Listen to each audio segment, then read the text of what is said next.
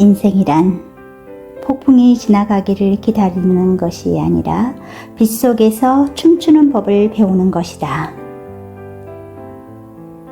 무라카미 하루키의 말입니다. 지금 들으신 이 문장은 우리에게 완벽한 날을 기다리기보다 불완전한 오늘을 사랑하라고 말해줍니다. 누구나 삶의 어딘가에서 비를 맞습니다. 뜻하지 않게 쏟아진 슬픔, 말하지 못한 그리움, 멈추지 않는 시간의 빗방울 속에서 우린 때때로 우산도 없이 서 있죠. 하지만 하루키의 말처럼 그 빗속에서도 춤추는 법을 배우면 삶은 조금 덜 외로워집니다. 눈물도, 실수도, 후회도 결국은 나를 단단하게 빚는 리듬이 되니까요.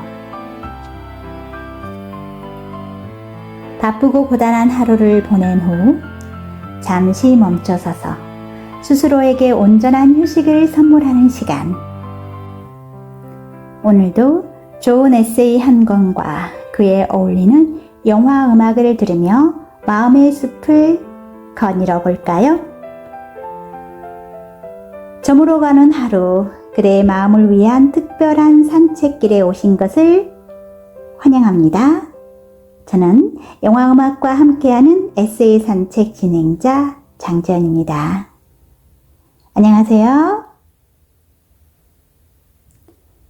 유난히 가을비가 잦은 요즘이죠. 흙냄새가 섞인 비의 향기, 젖은 마음 위로 스며드는 한 곡의 음악. 그 안에서 우리는 묵직한 하루를 덜어내고 다시 한번 스스로를 다독이게 됩니다. 오늘 이 산책길에 함께 오르신 여러분, 비가 내려도 괜찮습니다. 음악이 흐르는 한 우리는 여전히 춤추고 있는 중이니까요. 오늘 첫 곡은 조금 다른 온도로 시작해 볼까요? 영화 레옹의 OST이자 스팅의 대표곡 The Shape of My Heart. 마음의 모양이라는 제목처럼 삶의 균형과 감정의 결을 그려내는 선율입니다. 이 곡은 1994년 릭 베송 감독의 영화 레옹의 엔딩을 장식했죠. 한편의 잔혹 동화 같았던 이야기의 마지막. 작은 소녀 마틸다가 꽃 한 송이를 들고 걸어가는 장면 속에 이 노래가 쓰였죠. 스팅은 이 영화의 마지막을 위해 직접 이 곡을 썼다고 합니다. 삶이란 복잡하고 사람의 마음은 그 모양을 다 헤아릴 수 없지만 그래도 우리는 그 안에서 사랑을 배운다.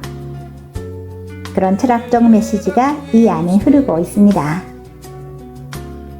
기타 리듬은 단단하지만 그 안에는 인간적인 따뜻함과 쓸쓸한 여운이 함께 들어가 있죠. 복잡한 하루의 막이 내려가는 이 시간. 이 음악이 당신의 마음에도 잔잔한 쉼을 남기길 바라며 지금 첫 곡 들려드릴게요. The Shape of My Heart. That's not the shape of my heart. That's not the shape of my heart.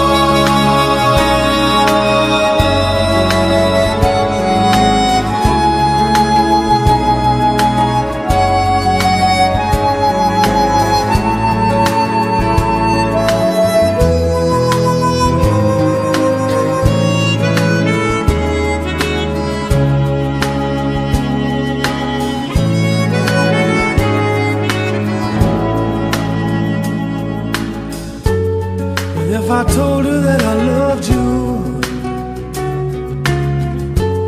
you maybe think there's something wrong. I'm not a man, but too I wear is one. For those who speak know nothing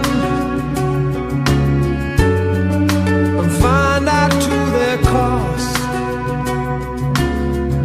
like those who curse their luck in too many places, or those who fear are lost. I know that the spades are the swords of a soldier. I know that the clubs are weapons of war. I know that diamonds mean money for this art, but that's not the shape of my heart. That's not the shape of my heart. That's not the shape of my heart.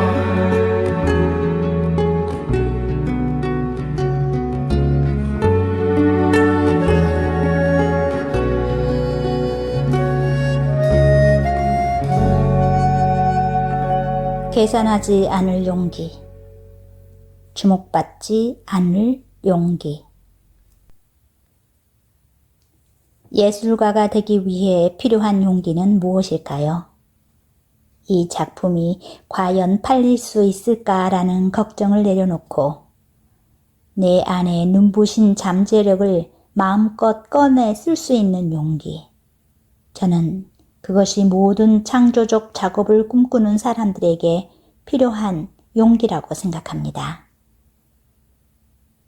자꾸만 대중성의 유혹에 시달릴 때, 더 팔려야 한다는 강박으로 괴로워질 때마다 저는 라이너 마리아 릴케의 젊은 시인에게 보내는 편지를 읽습니다. 이 작품은 젊은 시인뿐 아니라 창조적 작업을 꿈꾸는 모든 사람들에게 영감을 줍니다. 그는 예술가란 무엇인가라는 질문을 향해 이렇게 대답합니다. 예술가가 된다는 것은 계산하지 않는다는 뜻입니다. 이 문장을 읽을 때마다 저는 싱그러운 전율을 느낍니다. 계산하지 않는 것이 너무도 어려워진 시대이기 때문이지요. 사람들이 내 책을 어떻게 생각할까? 누가 내 책을 사줄까? 이런 생각들 때문에 괴롭습니다. 하지만 그 생각을 끌어내지 않으면 좋은 책을 만들 수 없어요. 얼마나 많이 팔릴까? 이걸로 내가 얼마나 유명해질까? 이런 생각을 하면 좋은 책을 만들 수가 없어요. 에고를 잠시 내려놓아야 해요. 사회적 자아, 에고를 잠시 내려놓고 나만의 자기, 셀프에 집중해야 하는 거죠. 나는 도대체 이 책을 왜 쓰고 싶어 하지? 이 책을 써야만 살 수 있는 것인가? 이 책을 써야만 나는 진짜 나 자신에게 가까워지는가? 이 모든 질문에 자신 있게 그래 라고 대답할 수 있을 때 이 책은 내 인생에 꼭 있어야만 해 라는 생각이 들 때 책을 쓸 수 있어요. 릴케는 말합니다. 예술가가 된다는 것은 아무것도 계산하지 않는 일이라고. 열매를 빨리 맺으려 조급해하지 않고 봄날의 악천후 속에서도 여름이 안 오면 어쩌나 지레 두려워하지 않는 나무처럼 이 아름다운 문장을 읽을 때마다 제 안의 욕심이 씻겨 내려가는 느낌이 들어 뭉클해집니다. 봄날에는 바람이 불 때도 있고 서리가 내릴 때도 있지만 그런 상황에서도 나무는 여름이 올까 안 올까 재고 두려워하지 않는다는 거죠. 나무는 미래를 두려워하지 않아요. 그냥 현재를 견뎌요. 글 쓰는 사람도, 그림 그리는 사람도, 작곡하는 사람도 그렇게 고통스러운 현재를 견뎌야 합니다. 미래의 이 책이 어떻게 될까? 인생이 어떻게 풀릴까? 이런 걸 너무 걱정하면 현재의 이 문장에 집중할 수 없어요. 지금 태어나고 있는 내 문장이 가장 중요한 거예요. 지금 내가 쓰고 있는 이 문장이 가장 소중한 것이기에 그 문장을 쓰는 것 자체가 나에게 가장 절실한 필연인 거죠. 내 안에서 솟아오르는 내면의 목소리가 무엇인지 잘 관찰하고 그걸 받아 적으려고 노력해 보세요. 릴케는 말합니다.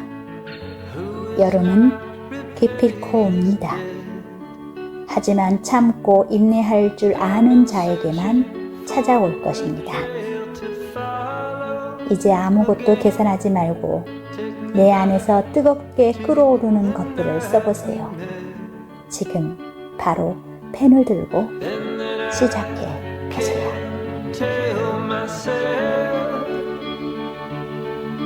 What the hell I'm supposed to do? And then I can't tell myself not to ride along with you. I had all and then most of you, some and now none of you. Take me back to the night we met. I don't know what I'm supposed to do, haunted by the ghost of you. Oh, take me back to the night we met. When the night was full of terror and your eyes were filled with tears, when you had not touched me yet. Oh, take me back to the night we met. I had all and then most of you, some and now none of you. Take me back to the night we met. I don't know what I'm supposed to do, haunted by the ghost of you. Take me back to the night we met.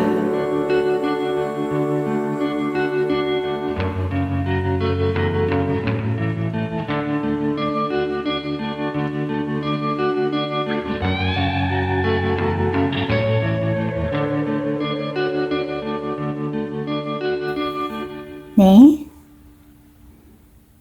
계산하지 않을 용기, 주목받지 않을 용기에 이어서 들으신 곡은 로드 허런의 The Night We Met 였습니다. 오늘 여러분과 함께할 에세이 산책에 소개해드릴 오늘의 작가는요. 마치 작은 등불처럼 우리 마음속 어두운 틈을 비추는 다정한 이야기꾼. 바로 정여울 작가님입니다. 정여울 작가님은 1976년생 한국의 에세이스트이자 문학평론가예요. 서울대학교 도고동문학과를 졸업하고 그 뒤 동대학원 국어국문학과에서 박사학위를 받았네요.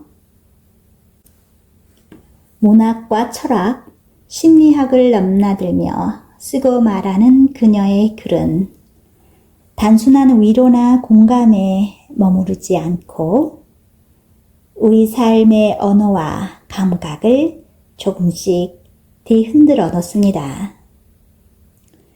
그녀는 읽는 것과 쓰는 것 사이 균형을 늘 고민하고 말하기가 글쓰기를 돕는 방식이 되도록 애써요. 감성 깊은 문장 뒤에는 삶의 시간들이 고스란히 배어 있어요. 상처와 외로움, 흔들림과 중심 사이에서 끝내 자신을 손 놓지 않았던 시간들.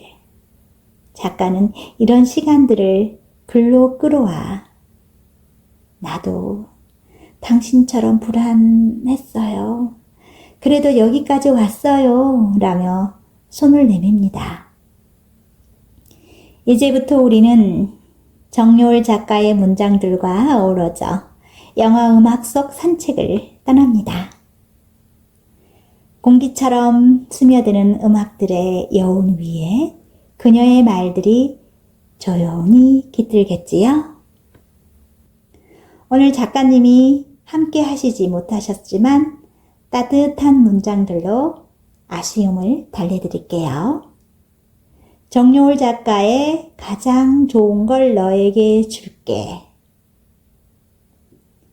본격적으로 산책을 즐겨보시죠. 당신은 왜 자꾸 아픔을 숨기는 건가요? 어린 시절 반려동물을 2번이나 가슴 아프게 잃었습니다. 한 마리는 어미였고 한 마리는 새끼였습니다. 어미 보현이가 교통사고로 죽고 1년도 채 지나지 않아 보현의 딸 복실이도 뱃속에 어린 것들을 품은 채 세상을 떠났습니다. 어미 보현은 자꾸만 목줄을 풀고 혼자 신나게 뛰어놀러 나갔다가 교통사고를 당했고 딸 복실은 어디가 어떻게 아픈지도 모른 채 우리 가족이 자고 일어나니 벌써 세상을 떠난 상태였습니다. 2마리 모두 아름다운 갈색 털에 윤기가 차르르 흐르는 날렵한 치와와였습니다. 보현이는 목줄을 너무 세게 메어 놓으면 낑낑거리고 괴로워했습니다. 불쌍한 마음이 들어 느슨하게 풀어주면 어느새 지 마음대로 동네 산책을 나가는 정말 자유로운 영혼을 지닌 강아지였습니다. 복실이는 아파도 아픈 신용을 하지 않고 조용히 아픔을 참기만 하는 성격이라 도대체 뭐가 문제인지 알 수가 없었습니다. 그때 강아지들의 마음을 알 수 있었다면 얼마나 좋았을까요? 우리를 사랑하는 줄로만 알았던 그 어여쁘고 유순한 강아지들이 왜 자꾸만 집 밖으로 뛰쳐나가는지, 왜 아파도 아무런 기척도 내지 않는 것인지 우리가 알 수 있었다면 얼마나 좋았을까요? 제가 어릴 때는 동네에 동물병원이 하나도 없었습니다. 강아지의 마음까지 알 수 있다는 생각조차 하지 못했습니다. 그냥 사랑스럽고 귀엽기만 했지 그들이 어떤 생각을 하는지는 짐작하지 못했던 것입니다. 템플 그랜딘과 캐서린 존슨의 동물과의 대화, 언제나 북스 2021년에 나온 책을 읽으며 나는 그때 강아지들의 마음을 잘 읽어내지 못했다는 것, 충분히 그들을 존중해 주지 못했다는 것을 가슴 저미게 깨달을 수 있었습니다. 자폐아로 태어나 차별과 냉대를 극복하고 세계적인 동물학자로 성장한 템플 그랜디는 영화로도 그 인생 이야기가 널리 알려졌습니다. 영화 템플 그랜딘의 여주인공 역할을 한 배우 클레어 데인즈는 이 영화로 아카데미 여우주연상을 받았지요. 이 영화 속 실제 인물인 템플 그랜딘은 40년간 동물의 행동과 심리를 연구하면서 인간과 다른 방식으로 아픔과 기쁨을 비롯한 온갖 감정을 표현하는 동물들의 보이지 않는 마음을 밝혀냈습니다. 인간에게는 아주 미미하거나 알아채기도 어려울 정도의 미세한 자극이 동물에게는 커다란 자극이 될 수 있다는 것. 온도든 냄새든 빛이든 물기든 아주 작은 변화만으로도 어떤 동물들은 커다란 심리적 자극이나 충격을 받을 수 있다는 것. 나아가 인간의 눈으로 동물들을 바라봐서는 안 된다는 것을 알게 되었습니다. 동물을 오인화해서 바라보는 것은 동물들에게 뿐만 아니라 인간들에게도 도움이 되지 않는다고 합니다. 착한 개와 나쁜 개가 따로 있다는 식의 사고방식 또한 지극히 인간 중심적입니다. 이 책을 통해 알게 된 모든 것이 가슴 아프게 다가왔습니다. 자폐인으로 태어나 다른 사람보다 소리나 촉각에 매우 예민한 반응을 보이는 템플 그랜드는 자신이 앓고 있는 자폐증이 오히려 동물들을 이해하는 데 도움이 되었다고 고백합니다. 다른 사람들에게는 아주 작은 소리일지라도 자신에게는 마치 천둥번개가 치는 것처럼 크게 들리는 소리들. 다른 사람들이 그저 반가움으로 가벼운 포옹만 해도 자신은 심각한 고통을 느낀다는 것입니다.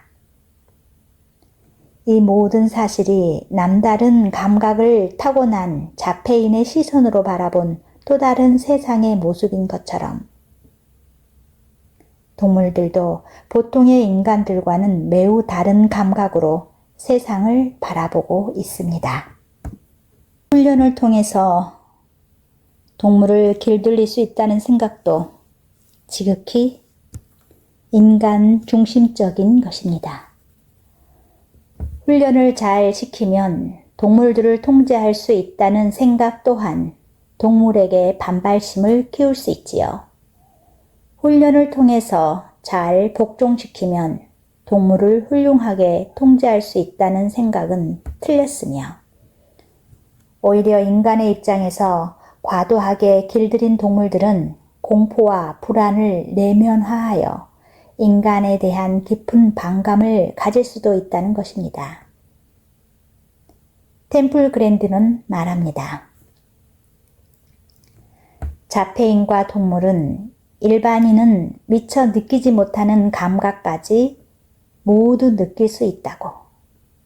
자폐인들은 소리에 대해 매우 예민한데 그들이 아주 작은 소리만 들어도 체감하는 고통은 일반인이 태양을 똑바로 오랫동안 쳐다보았을 때에 느끼는 고통과 비슷하다고 합니다.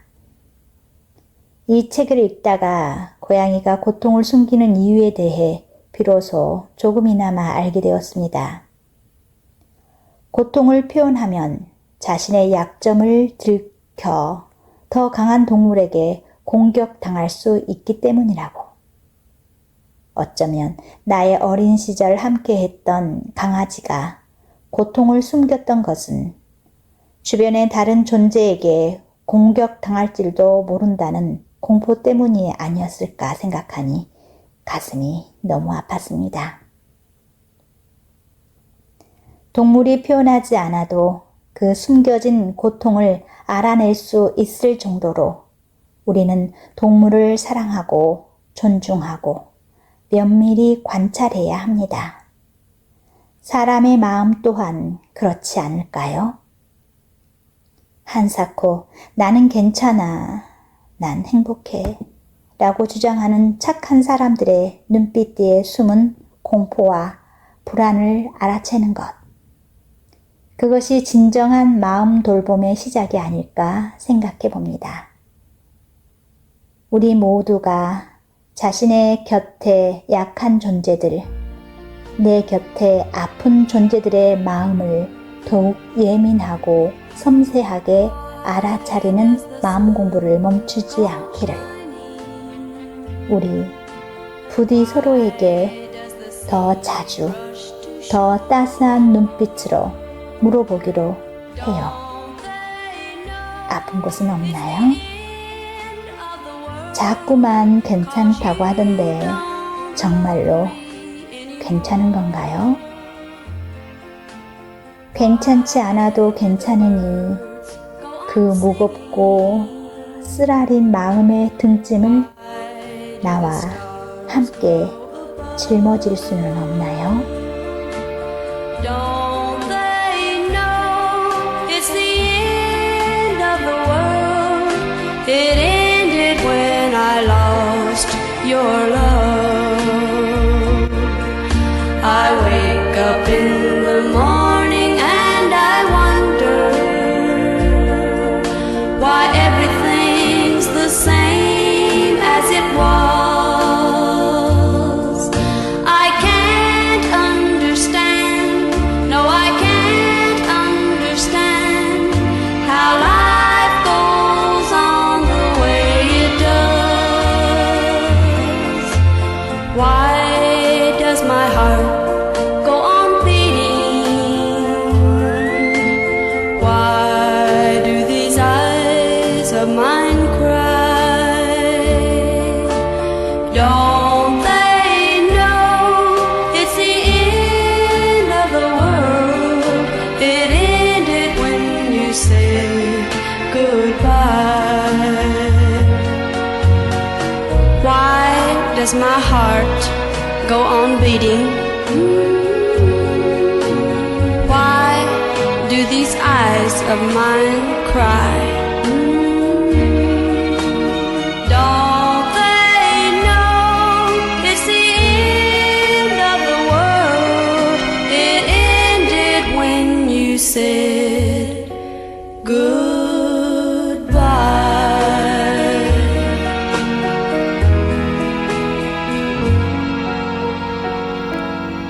들으신 곡은 영화 아메리칸 어페어의 OST The End of the World 였습니다.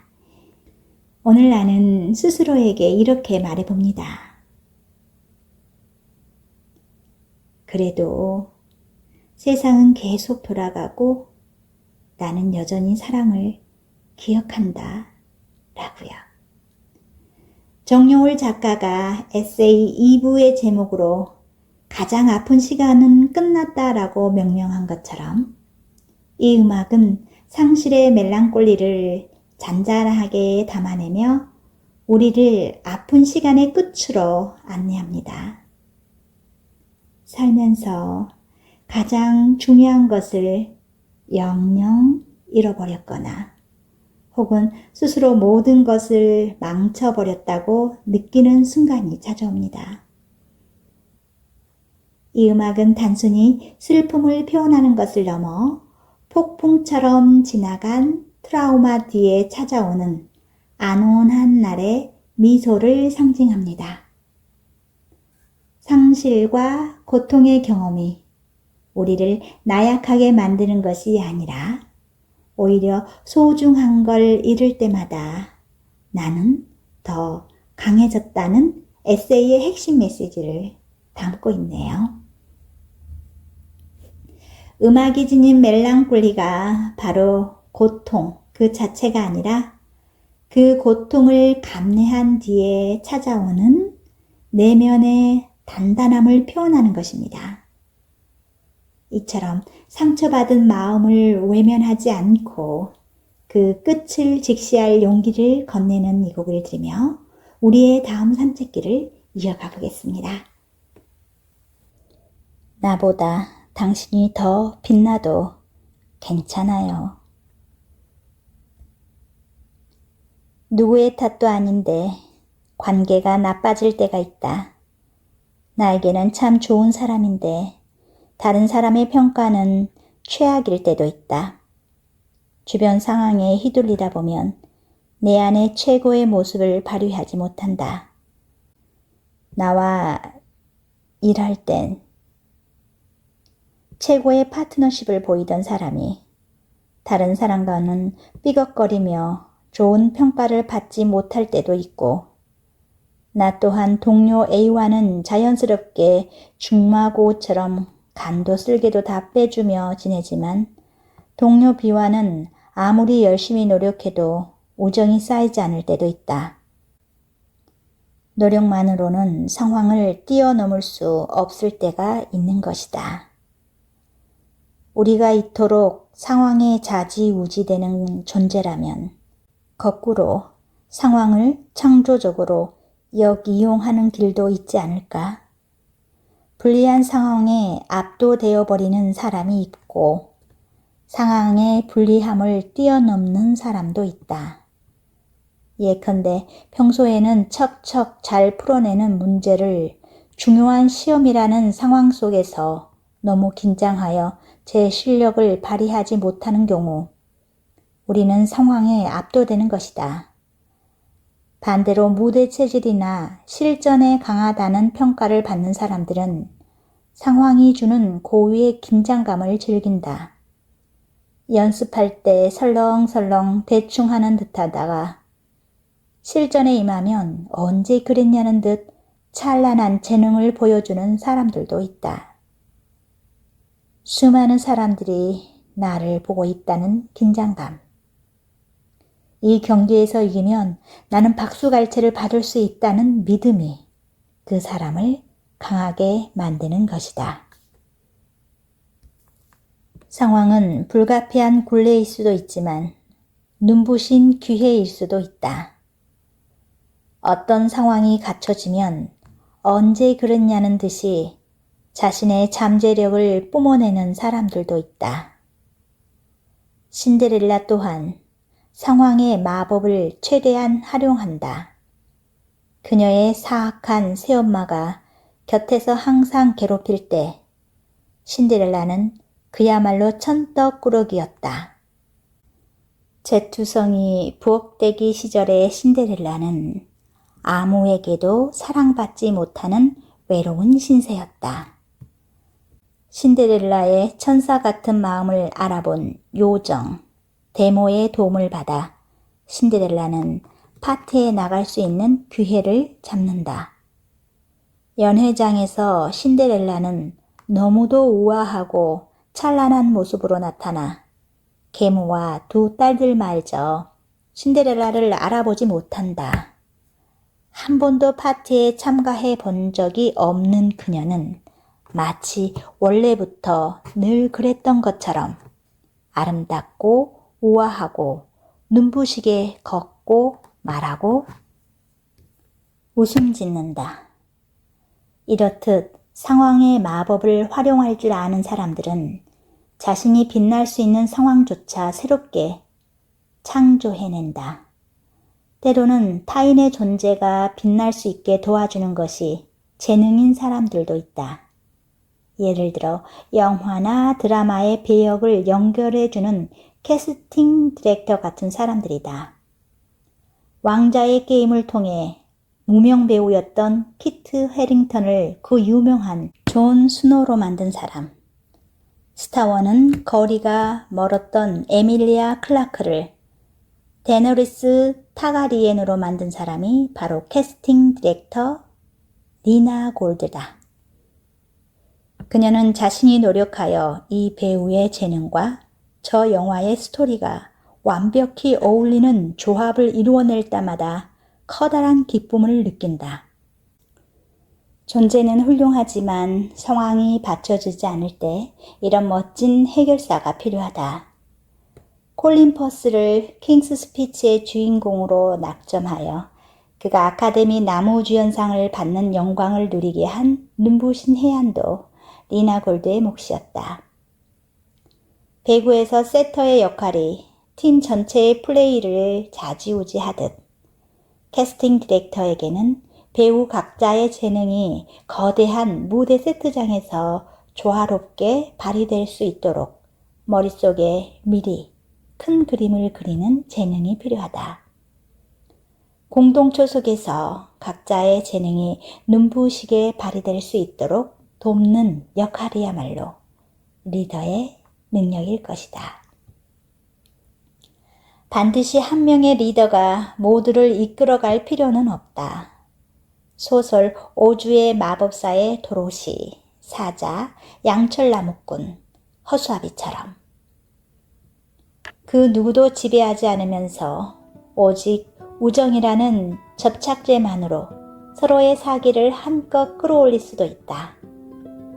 허수아비는 뇌가 없지만 그 누구보다도 탁월한 지략을 발휘하고 양철나무꾼은 심장이 없지만 오히려 보통 사람보다 더 따스한 마음으로 연약하고 힘없는 존재들을 돌보며 사자는 용기가 없지만 친구들이 어려움에 빠졌을 때 가장 먼저 나서서 그들을 구해낸다.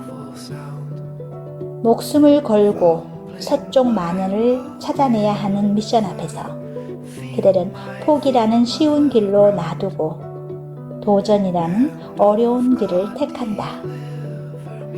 그들의 마음속에 바로 이런 문장이 지나간다. 너희와 함께 한다면 난 그 무엇도 두렵지 않아.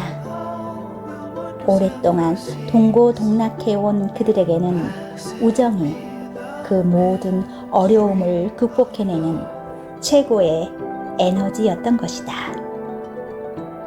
한 번도 내 편인 적 없었던 외부의 상황을 나에게 유리한 최고의 우군으로 만드는 힘. 그것은 바로 어떤 상황에서도 내가 사랑하는 존재를 지키려는 용기에서 우러나온다. Cursed by the love that I receive from my brother's daughter, like a Hephaestion who died, Alexander's lover. Now my riverbed has dried. Shall I find no other? Oh, woe is me. I'm running like a plover. Now I'm prone to misery. The birthmark on your shoulder reminds me.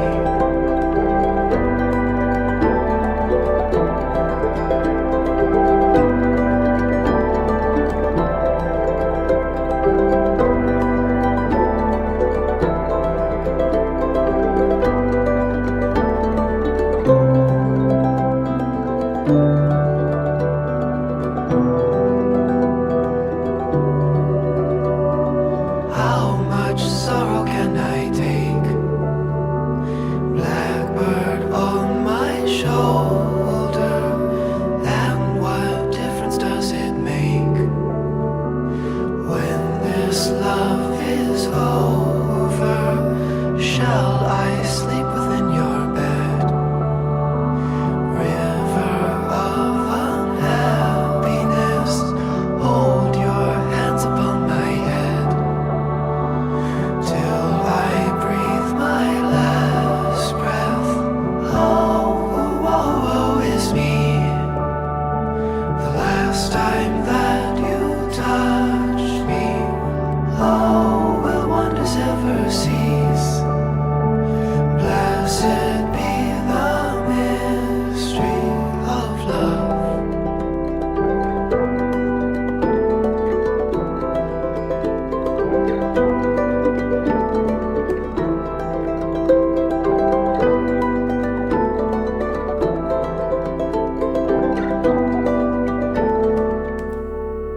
미스터리 오브 러브를 듣고 계시는 여기는 수원 FM 96.3MHz 영화음악과 함께하는 에세이 산책입니다.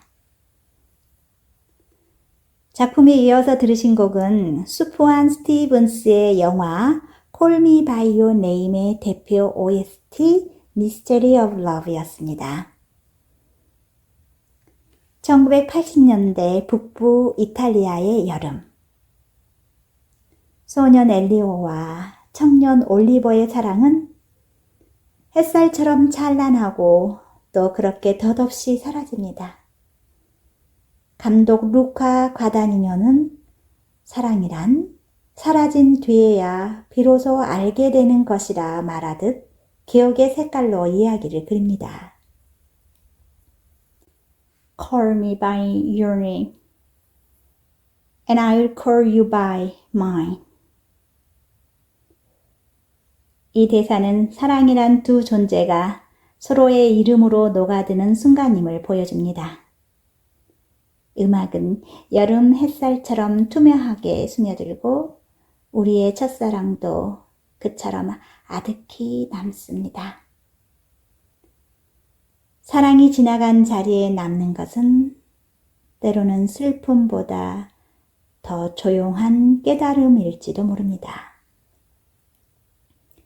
내가 얼마나 사랑했는지보다 그 사람의 빛이 내 삶을 얼마나 밝혔는지를 뒤늦게 알아차리는 순간 말이에요. 정요울 작가는 이렇게 말합니다. 나보다 당신이 더 빛나도 괜찮아요. 그 빛으로 세상이 조금 더 아름다워진다면 그 자체로 내 삶도 충분히 환해지지 않을까요? 어쩌면 사랑의 완성은 붙잡는 것이 아니라 그 사람이 더 멀리, 더 환하게 빛날 수 있도록 조용히 뒤에서 응원하는 일인지도 모르겠습니다. 엘리오가 올리보를 보내며 보낸 것처럼 우리는 사랑을 통해 결국 나를 배우고 내 안의 온기를 다른 누군가에게 건네는 법을 배웁니다. 지금 이 순간 당신이 떠올리는 누군가가 있다면 그 사람의 행복을 마음속으로 살짝 빌어보세요. 그 마음만으로도 이미 당신의 하루는 조금 더 빛나고 있으니까요. 따뜻한 차 한 잔 마시면서 이어 음악 들으실게요. 이어 들려드릴 음악은요. 아밀리에 얀 티에르송의 꽁띵 드네너프르 에떼 라프레 미디. 프랑스 영화네요. 또 다른 여름의 짧은 곡 오후라는 곡을 들려드리겠습니다. 장 피에르 주네 감독이 만든 이 작품은 파리 몽마르트의 외로운 천사 아밀리에의 조용한 선행과 소심한 사랑을 그립니다. 세상은 기적 같은 우연으로 가득해요. 영화는 우리에게 이렇게 속삭이죠. 피아노 선율이 흐르면 파리의 좁은 골목길이 눈앞에 펼쳐지고 낡은 사진관, 바람 부는 다락방, 그리고 아밀리의 따뜻한 미소가 함께 떠오릅니다. 삶이란 거창한 사건이 아니라 작고 부드러운 기적의 연속임을 이 음악은 잔잔히 들려줄 거예요. 음악에 이어서 무엇이 당신을 꿈꾸게 하나요? 이어 듣겠습니다.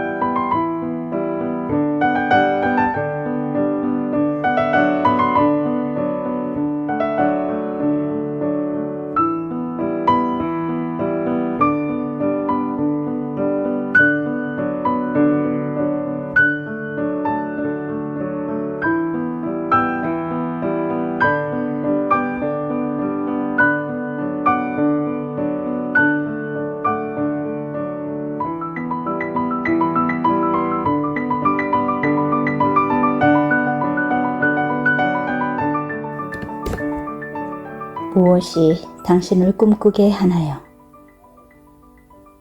마지막으로 설레는 감정을 느껴본 적이 언제인가요? 마지막 설렘의 순간이 오늘 아침이라면 당신은 정말 행복한 사람이겠지요. 하지만 설렘, 그런 감정은 사치야 라는 생각이 든다면 마지막으로 설레는 감정을 느낀 순간의 기억조차 가물가물하게 느껴진다면 당신의 손을 무작정 붙들고 어디론가 떠나보고 싶어집니다.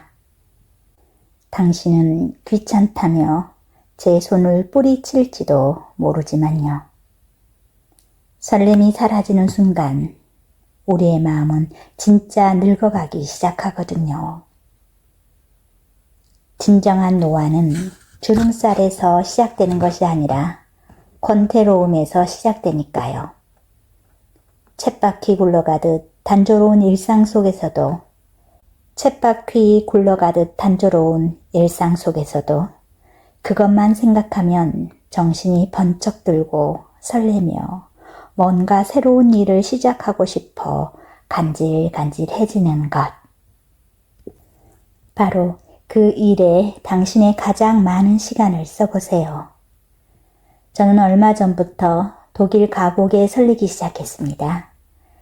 그냥 들을 때도 좋았지만 한 소절씩 따라 부르며 독일어를 공부하는 기쁨에 새삼스레 설레기 시작했거든요. 겨울 나그네나 마왕 같은 슈베르트의 가곡을 듣고 가곡의 악보를 책으로 구해보면서 한 문장 한 문장 독일어를 다시 공부하기 시작했습니다. 단어 하나하나에 날개가 달린 듯 내 마음은 두근거리기 시작했습니다. 설렘이란 그런 것입니다. 흑백 텔레비전처럼 단조롭던 세상이 갑자기 내가 사랑하는 그 대상의 출현으로 인해 4K 화질의 무시무시한 선명함으로 다시 태어납니다. 우리는 그렇게 까르페 디엠, 지금 이 순간에 충실하라의 시간 속으로 진입합니다. 그저 24시간 365일로 계산되는 단순한 시간이 아니라 매 순간을 소중한 기쁨과 설렘으로 남김없이 불태우는 시간이지요. 내가 떠난 것도 아닌데 타인의 여행을 바라보며 설렌 적이 있나요? 타인의 여행을 바라보며 설렘을 느끼는 것 또한 실제 여행 못지않은 감동을 줍니다.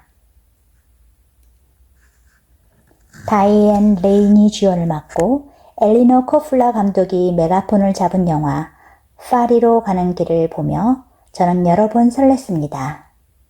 주인공이 새로운 사랑에 빠지기 때문에 설레는 것이 아니었습니다. 주인공이 바로 자기 자신과 새로운 사랑에 빠지기 때문이었습니다. 이 이야기는 이렇게 펼쳐집니다.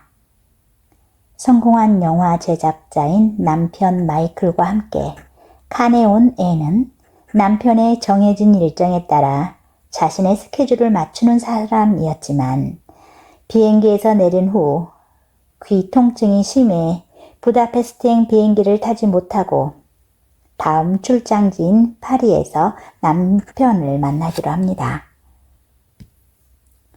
마이클의 사업 파트너인 자크가 앤을 걱정하며 자신의 승용차로 파리까지 데려다 주기를 자청하면서 뜻밖의 여정이 시작되지요. 앤은 그저 남편과 정해진 시간에 만나기 위해 파리에 가는 것이었지만 자크는 프랑스에 대해 당신이 알지 못하는 모든 것을 가르쳐주기 위해 걸핏하면 운전을 멈추고 아름다운 장소들을 보여줍니다. 자크는 앤을 미슐랭 맛집과 리옹의 가정식 식당에 데려가고 만해의 그림처럼 풀밭 위에 점심 식사를 함께 하기도 하며 심지어 하루를 지체해 가며 뜻밖의 호텔에 머물기까지 하면서 그저 칸에서 칸으로 가는 목적지 중심의 여행을 길 위의 모든 장소들을 하나하나 설레는 마음으로 새롭게 발견하는 체험으로 바꿉니다. 이 영화 파리로 가는 길의 원제는 Paris can wait. 파리는 기다릴 수 있다입니다.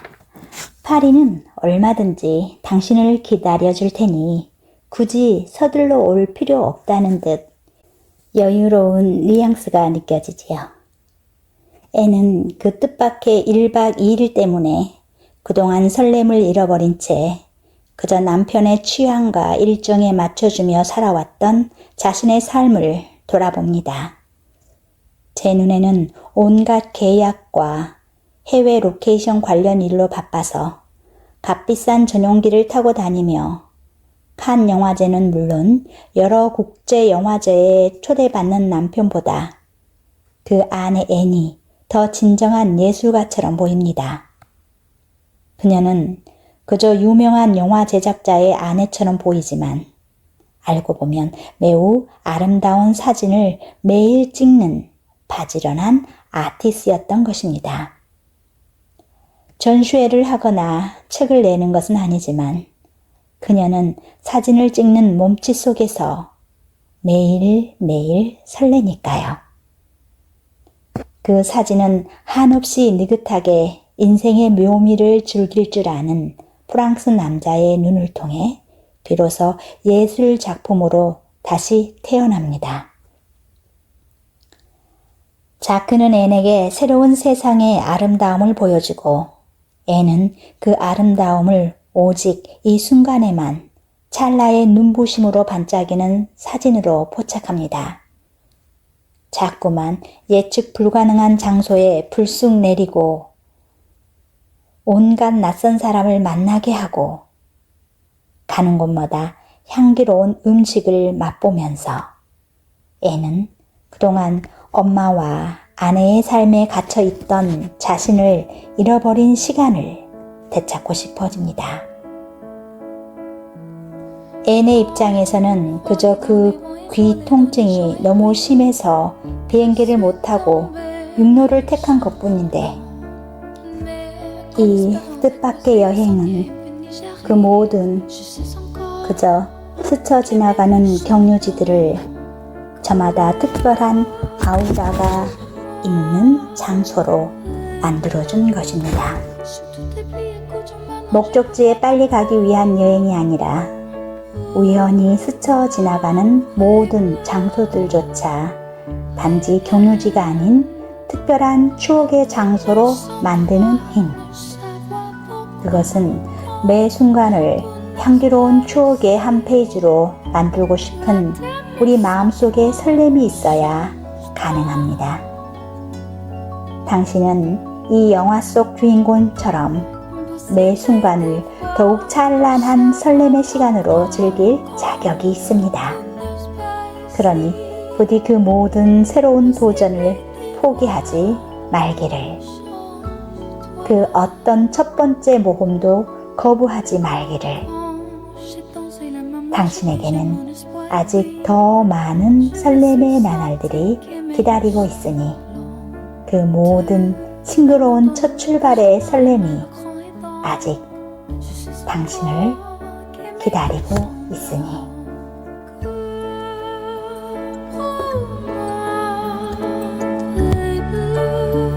Si tout est plié, écoute, maintenant je peux voir ton corps. Et pleure, reviens. La terre me semble froide, ne savoir pourquoi. Quand on n'est pas ici, la terre me semble froide, songe-toi.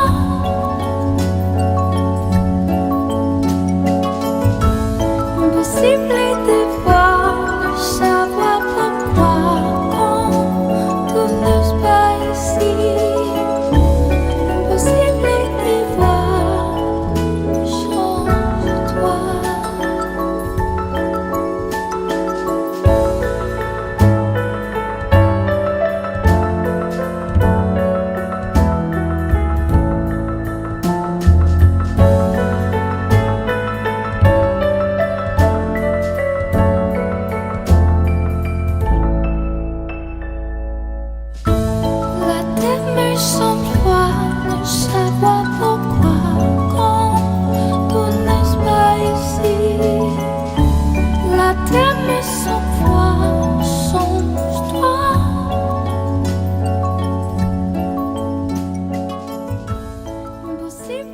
낭송에 이어서 들으신 곡은 미셀 르그랑의 산스토이, 영화 클레오 5시부터 7시까지의 OST였습니다.